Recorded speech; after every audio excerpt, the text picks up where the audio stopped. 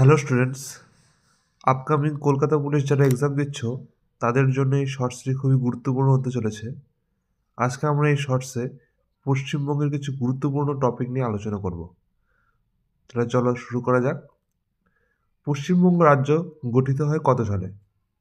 অ্যান্সারটি হবে 1947 সালে। নেক্সট হলো, পশ্চিমবঙ্গ রাজ্য পাখির নাম কি? অ্যান্সার হবে ধলাগলা মাছরাঙা।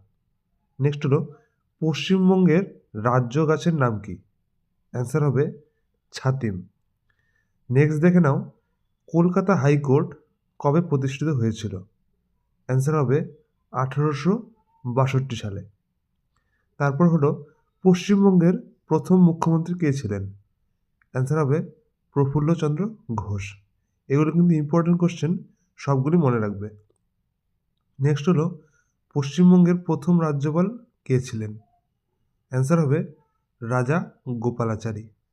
নেক্সট দেখে নাও, পশ্চিমবঙ্গের প্রথম মহিলা রাজ্যপাল কে ছিলেন?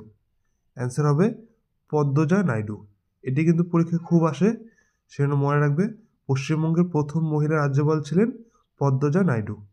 নেক্সট দেখে নাও, পশ্চিমবঙ্গ থেকে প্রথম ভারতরত্ন কে লাভ করেছিলেন? পশ্চিমবঙ্গ থেকে প্রথম ভারতরত্ন লাভ করেছিলেন ডক্টর বিধানচন্দ্র রায়। নেক্সট হলো, পশ্চিমবঙ্গের মোট জেলার সংখ্যা কয়টি? বর্তমানে পশ্চিমবঙ্গের জেলার সংখ্যা হলো 23টি।